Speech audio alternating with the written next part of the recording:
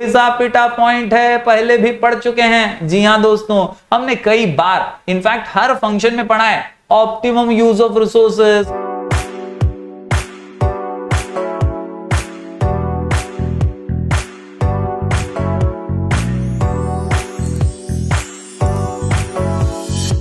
Hello everyone, मैं हूं जयेश राजगुर और स्वागत है आप सभी का इस नए इंटरेस्टिंग यूट्यूब वीडियो में। दोस्तों, हम पढ़ रहे हैं क्लास 12 का OCM यानी organisation of commerce and management. ये है chapter number 2 functions of management का इंपॉर्टेंस ऑफ कंट्रोलिंग से रिलेटेड आंसर। जी हां दोस्तों, अगर आप इस चैनल पर नए हैं तो जरूर इसे सब्सक्राइब कीजिए, बेल आइकन दबाइए, क्योंकि यहां आपको लगातार ऐसे इंफॉर्मेटिव वीडियोस मिलते रहेंगे। आप प्लेलिस्ट सेक्शन को जरूर चेक कीजिए दोस्तों, आपको चैप्टर वाइज प्लेलिस्ट मिल जाएगी और वहां से आप अपनी पढ़ाई को जारी रख सकते हैं। दोस्तों, अभी तक हमने देखा अलग अलग फंक्शंस बहुत ज्यादा मायने रखते हैं एक मैनेजर के लिए, जिससे वो अपने ऑर्गेनाइजेशन को सफलतापूर्वक चला सकता है और आगे बढ़ा सकता है। हेनरी फेयोल भी कहते हैं to manage is to forecast, to plan, to organise, to command and to control. जी हां दोस्तों, FPOCC, फोरकास्ट करना, दूर की सोचना, आगे की सोचना, प्लान करना ताकि आप सक्सेसफुली आगे बढ़ पाएं। कदम कदम पर मुसीबतें और मुश्किलें तो आती हैं, लेकिन अगर आपके पास प्लानिंग हो तो आप सही दिशा में आगे बढ़ सकते हैं। साथ ही साथ ऑर्गेनाइज करना, कमांड करना और कंट्रोल करना, यानी ठीक से काम अपने सबऑर्डिनेट से करवा लेना। ये सारे काम होते हैं मैनेजर्स के और इन्हीं को हम फंक्शंस ऑफ मैनेजमेंट कहते हैं। लुथर गुलिक ने कहा कि भैया प्लानिंग करो, ऑर्गेनाइजिंग करो, स्टाफिंग, डायरेक्टिंग, कोऑर्डिनेटिंग और कंट्रोलिंग करो, यानी पॉस डी कॉब। ये लुथर गुलिक का मंत्र था। लुथर गुलिक कहते हैं कि भैया बहुत जरूरी है कि हर मैनेजर इन सभी फंक्शंस को अच्छी तरीके से निभाए। आज दोस्तों हम बात करने वाले हैं कंट्रोलिंग फंक्शन की, जो कि आखिरी फंक्शन माना जाता है और यहां से एक्चुअल में काम की पूरी तरह से कंप्लीशन की जांच होती है। जी हां दोस्तों, हमने प्लानिंग में देखा कि हम गोल सेट करते हैं, ऑर्गेनाइजिंग में हम चीजें रिसोर्सेज को इकट्ठा करते हैं, स्टाफिंग के अंदर हम सही व्यक्ति को सही काम देते हैं और डायरेक्टिंग में उसे सही दिशा दिखाते हैं, एक डायरेक्शन देते हैं काम करने का, कोऑर्डिनेशन में तालमेल बनाते हैं डिपार्टमेंट्स के बीच, और आखिरी फंक्शन होता है कंट्रोलिंग, जहां मैनेजर ये जांच करता है, ये चेक करता है कि जो सोचा था वैसा काम हुआ भी या नहीं। तो कंट्रोलिंग फंक्शंस को आज हम बारीकी से जानने वाले हैं। इससे पहले मैं आपको फिर एक बार इसका मीनिंग समझा दूं। Controlling is a function of comparing the actual performance with the predetermined standard and performance, यानी आपने कैसा परफॉर्म किया वो चेक करना, जैसा सोचा था वैसा किया है या नहीं ये जांचना। It measures deviation. कंट्रोलिंग के जरिए आपको पता चलता है कि फर्क कितना है actual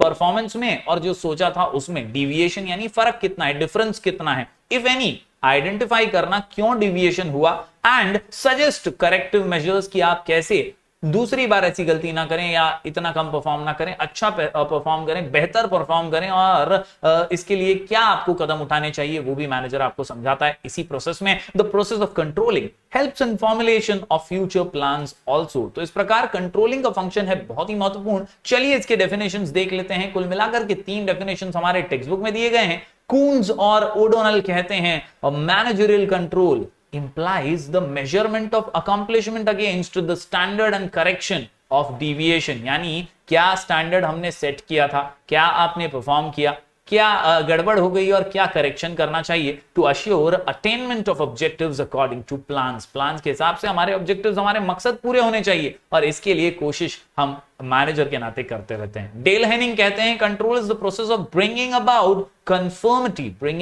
conformity of performance with planned action, यानी चेक कर लेना, कंफर्म कर लेना कि जैसा हुआ था प्लानिंग वैसा ही आपने परफॉर्म किया है या नहीं। इसके अलावा फिलिप कोटलर का बहुत ही पॉपुलर डेफिनेशन है, स्टार मार्क कर लीजिएगा, control is the process of taking steps to bring actual results and desired results closer together, यानी एक्चुअल और डिजायर्ड, जो सोचा था वो और एक्चुअली में जो हुआ वो, उनको क्लोज लाना, उनको नजदीक लाना, गैप्स को, डिफरेंसेस को दूर करना और ऑब्जेक्टिव्स को अचीव कर लेना। उम्मीद करता हूं दोस्तों कंट्रोलिंग का मतलब आप समझ पाए होंगे और कैसे ये फंक्शन इंपॉर्टेंट है ये भी आप समझ पाए होंगे। चलिए बढ़ते हैं आज के आंसर की ओर। क्वेश्चन का नाम है इंपॉर्टेंस ऑफ कंट्रोलिंग और 10 पॉइंट का ये आंसर हमेशा की तरह है। इस आंसर को याद करने के लिए हमारा शॉर्ट कोड है perfect MBA, perfect MBA, perfect MBA. जी हां दोस्तों, कंट्रोलिंग करना बहुत ही जरूरी है और इसके लिए अगर आप एक परफेक्ट एमबीए को फॉलो करें तो डेफिनेटली आप कंट्रोल्ड मेजर्स ले पाएंगे। पी से साइकोलॉजिकल प्रेशर, ई से ensures order and discipline, F से 2 पॉइंट्स हैं fulfilling goals of organisation, facilitates coordination. इसके अलावा दोस्तों ensure organisation efficiency and effectiveness,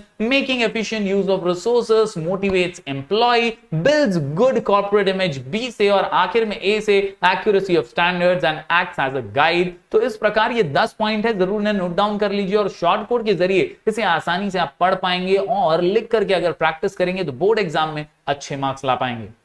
तो चलिए बढ़ते हैं आगे और बारीकी से हर पॉइंट को समझ लेते हैं। तो चलिए दोस्तों बढ़ते हैं पहले पॉइंट की ओर। ये हमारा पहला पॉइंट है साइकोलॉजिकल प्रेशर। जी हां दोस्तों, अगर मैनेजमेंट का मूल मंत्र ही है it is an art of getting things done through the people, कहीं ना कहीं लोगों से काम करवाने की कला ही मैनेजमेंट होती है। और ऐसे में अगर मैनेजर सक्सेसफुली काम करवा नहीं पा रहा तो वो एक अच्छा मैनेजर नहीं है। जरूरी है कि हमेशा एम्प्लॉय के दिमाग में एक साइकोलॉजिकल प्रेशर बना रहे। कंट्रोलिंग का फंक्शन जो है ये साइकोलॉजिकल प्रेशर बनाने में मदद करता है, जिसके जरिए प्रेशर में एम्प्लॉय बहुत ही अच्छा परफॉर्म करता है, जिससे ऑर्गेनाइजेशन का फायदा होता है। The performances are evaluated with standard targets. Controlling के अंदर ही स्टैंडर्ड टारगेट्स के साथ परफॉर्मेंस को जांचा जाता है, चेक किया जाता है। The employees are very well aware that their performance will be evaluated and they will be rewarded accordingly. हर एम्प्लॉय को यह पता होना चाहिए कि उसके परफॉर्मेंस के बेसिस पर ही उसे रिवॉर्ड किया जाएगा, उसे रेम्यूनरेट किया जाएगा, उसे अच्छी तरह से सैलरी, पगार या बोनस मिलते रहेंगे। तो इसीलिए this psychological pressure works as a motivational factor for employees to give their best performance. इसके अलावा दोस्तों बड़े अगले पॉइंट की ओर, तो अगला पॉइंट है एंश्योर्स ऑर्डर एंड डिसिप्लिन। कोई भी आलसीपना नहीं करेगा, कोई भी आलस करके बस ऐसे ही बैठा नहीं रहेगा।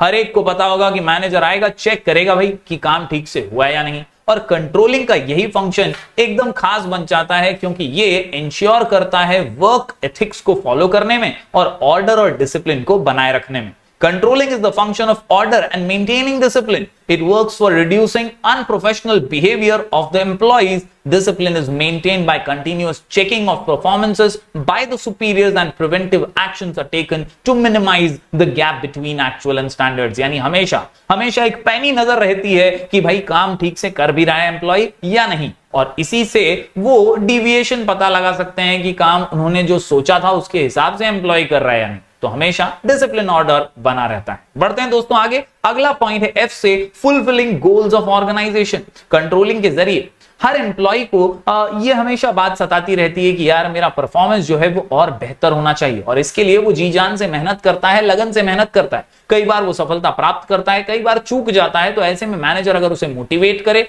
तो इससे फायदा ऑर्गेनाइजेशन का ही होगा। ऑर्गेनाइजेशन फुलफिल कर पाएगा अपने गोल्स और ऑब्जेक्टिव्स को अचीव कर पाएगा। तो याद रखिए कंट्रोलिंग एक ऐसा महत्वपूर्ण फंक्शन है जो एम्प्लॉय को मोटिवेट भी करता है, मेजर्स चेक कर लेता है कि डिविएशन कितना है और एक्चुअल और स्टैंडर्ड परफॉर्मेंस में कितना variation. Controlling is the function of measuring the performance at every possible stage, finding out the deviations if any and taking corrective actions according to planned activities for the organization. Thus it helps in fulfilling the goals of organization. तो उम्मीद करता हूं ये तीनों ही points आप समझ पाए होंगे। बढ़ते हैं दोस्तों अगले पॉइंट की ओर। ये भी एफ से है और ये पढ़ा हुआ पॉइंट है दोस्तों, हमने पिछले कुछ फंक्शंस में भी पढ़ा था। फैसिलिटेट्स कोऑर्डिनेशन, तालमेल बनाता है। जी हां, जब हम कंट्रोलिंग के फंक्शन को एग्जीक्यूट करते हैं एक मैनेजर के तौर पर, तो हम जांचते हैं कि स्टैंडर्ड परफॉर्मेंस क्या था, एक्चुअल परफॉर्मेंस क्या है। ऐसे में अगर कुछ गलती हो जाती है तो हम कोऑर्डिनेट करते हैं, हम हेल्प करते हैं, हम मोटिवेट करते हैं ताकि कोऑर्डिनेशन के जरिए और परफॉर्मेंस बेहतर हो सके। Control is a function in which the roles and responsibilities of all departmental managers and the subordinates are designed correctly and clearly. Coordination between them helps to find out the deviations in their respective departments, यानी गलती कहां हुई, communication lapse कहां पर हुआ, कहां performance में कमी रह गई। ये अगर डिपार्टमेंट्स में कोऑर्डिनेशन है ना तो बहुत ही सरलता से फाइंड आउट कर सकते हैं और उन कमियों को दूर कर सकते हैं। And to use remedial measures for desired results of the organisation. तो इस प्रकार दोस्तों परफेक्ट एमबीए में एफ से फैसिलिटेट्स कोऑर्डिनेशन, तालमेल बनाए रखने में कंट्रोलिंग बहुत हेल्प करता है दोस्तों। इसके अलावा ई से ensure organisational efficiency and effectiveness. ये पॉइंट तो आप हर फंक्शन में लिख सकते हैं। जी हां दोस्तों, याद रखिए हर फंक्शन एफिशिएंसी बढ़ाने के लिए तो है, आपकी प्रोडक्टिविटी बढ़ाने के लिए तो है, आपको इफेक्टिव बनाने के लिए तो है। क्योंकि इन्हीं फंक्शन से ऑर्गेनाइजेशन सफलता की सीढ़ियां चढ़ने वाला है। Factors of control include making managers responsible, motivating them for higher performance and achieving departmental coordination. It ensures about organisational efficiency and effectiveness. तो जब कंट्रोलिंग मेजर्स लिए जाते हैं तो इसी से ऑर्गेनाइजेशन की एफिशिएंसी बढ़ती है, एम्प्लॉय और मेहनत से काम करता है और अपनी परफॉर्मेंस को बेहतर कर लेता है। दोस्तों अगले पॉइंट की ओर बढ़े तो MBA के अंदर याद रखिए making efficient use of resources. घिसा पिटा पॉइंट है, पहले भी पढ़ चुके हैं। जी हां दोस्तों, हमने कई बार इनफैक्ट हर फंक्शन में पढ़ा है optimum use of resources, optimum use of resources. बस ये वही पॉइंट है, making efficient use of resources, यानी हर फंक्शन इसी चीज में मदद करते हैं कि रिसोर्सेज को वेस्ट ना होने दें और अच्छी तरीके से उसे यूटिलाइज कर लें। बढ़ते हैं दोस्तों अगले पॉइंट की ओर, जो कि अब बहुत ही सिंपल हो चुका है। अगर आप समझ गए हैं कंट्रोलिंग क्या है, तो कंट्रोलिंग मोटिवेट करने का एक इंपॉर्टेंट फंक्शन है। जी हां, after setting standards of checking performance they are communicated to employees. Employees को बताया जाता है कि देखो आपसे ये उम्मीद कर रहे हैं, आपका परफॉर्मेंस थोड़ा नीचे है भाई, इसको ऊपर कर लो। तो इसके लिए मोटिवेट करना बहुत जरूरी है। लीडरशिप क्वालिटीज होनी जरूरी है मैनेजर में, ताकि वो इंप्रूव करने में मदद कर सके। Due to this, employees get an idea what to do and how to do.